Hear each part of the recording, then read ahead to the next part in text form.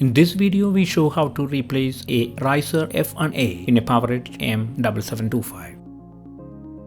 Before working inside your system, read through and follow the safety guidelines to protect your system from potential damage and ensure your personal safety. For more information or support about the PowerEdge M7725, visit dell.com support.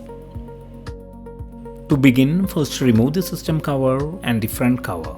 To remove the F1A riser, start by disconnecting the riser cable.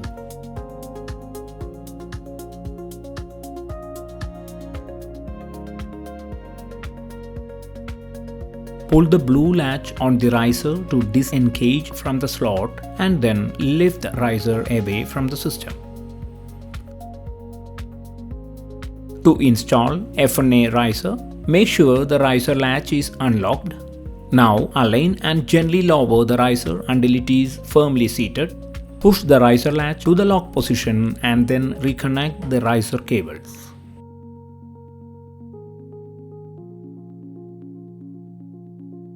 For more information about safety guidelines, see the service manual at dell.com support.